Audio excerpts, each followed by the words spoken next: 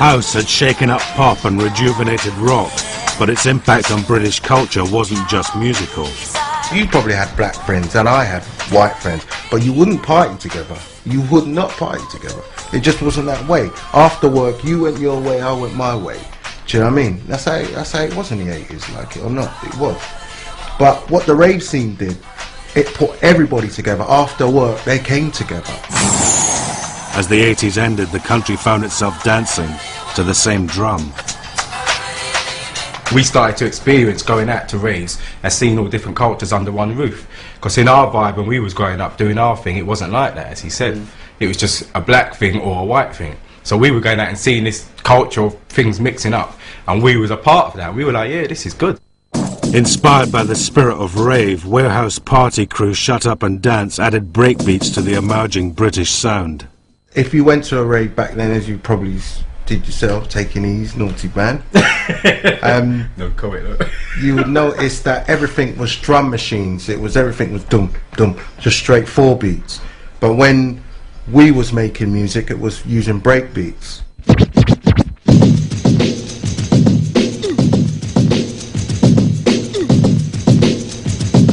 Drum breaks had been the rhythmic base of hip-hop for years. We took the break beats out of the hip-hop culture and put it into our music, but we sped it up to a house tempo.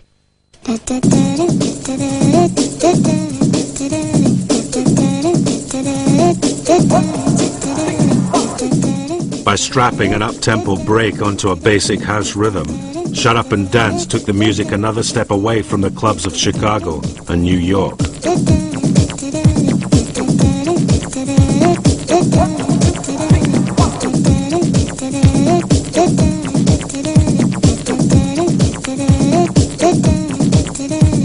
We used to put on our warehouse raves, you know, but we was only charging like £2, £3 to get in. And then when the so-called house scene started to blow up, the rave scene, all of a sudden it was £10 to get in. Do you know, we was like, no, taking a piss here. We was charging £2 to get in our place. We was, at one time, we was like, there's no way I'm paying this to go anywhere. Yeah. I mean, we were charging like £2, £3 at our gates, and people were screwing to pay that. So when we heard people are paying £10, we were like, bloody hell, that's amazing. Like, where are these people getting the money from? And these promoters are taking the piss. So that's sort of where the idea from the tune came from. Shut Up and Dance fueled the growing rave scene and laid the foundations for both jungle and UK garage. After we came up, a lot of people were trying to copy us, trying to copy our sound. But we were getting mentioned in the same breath with that hardcore sound. But we always never saw ourselves as that, and we always distanced ourselves from that. But again, it's like one of them ones where we thought it was a rap man, but we weren't, so what do I know?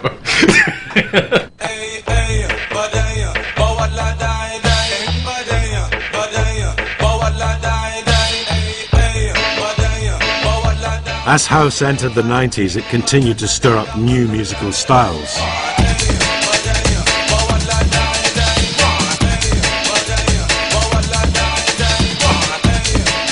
The hardcore scene started off as jungle first, and then it was kind of jungle techno, and then went from jungle techno to hardcore, then from hardcore to happy hardcore, and then from happy hardcore to kind of like the SL2 sound, which was like jungle, happy hardcore, and everything thrown in the pot together, which became commercial. The English have to have a name for every goddamn thing, you know?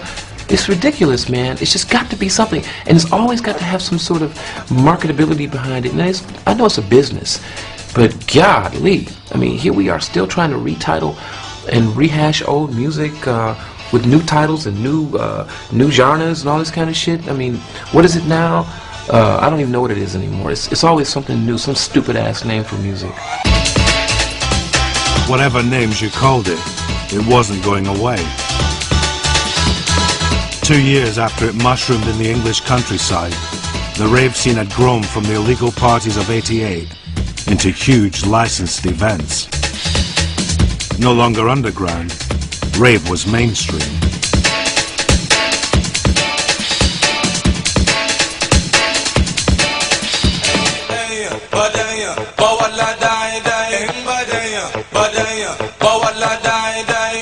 I think there was a time when you probably couldn't buy a packet of Rizzlers outside of the M25, but by 19 92, 93, you could probably go to the Orkneys and buy E. You should be interviewing the drugs. I'm telling Got a you. lot to answer for. They got a lot to answer for, I'm telling you.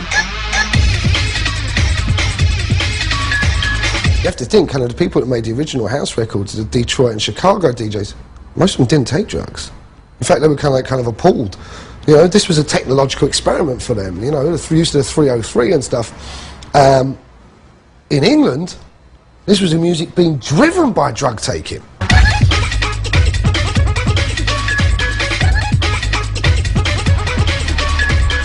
This was people kind of like taking their idea of what was going on in their heads at 4 o'clock on Saturday night, right? You know, in front of 10,000 people, and trying to process that through the machine. And it was weird, and it got weirder. And, you know, tempo started getting faster because they were excited. They were kind of somehow mapping this accelerated heartbeat onto, you know, this soundtrack of their lives. At that time, everybody was like partying, everybody was into acid house culture, rave culture. You know, we wanted to send it up a little bit, not promote it. And that was where people actually got it wrong. They thought we was doing an ecstasy promotion song where we wasn't. We was actually taking the piss out of it. There's a guy in the place who's got a bit of sweet face and he goes by the name of Ebenezer Good. His friends call him Easy when he is the main geezer and he vibe by the place like no other man could. He's refined, he's sublime, he makes you feel fine. They're very much maligned and misunderstood. But if you know Easy, he's a real crowd pleaser. He's ever so good, he's Ebenezer Good. They tried to ban it. There was this whole inquiry about it. We had to do interviews about it and did totally deny that it was about ecstasy and say that it was about this composite Dickensian character. And the reason we've done this song about this Dickensian character is to put some life back into the pop charts, some substance, some theatre.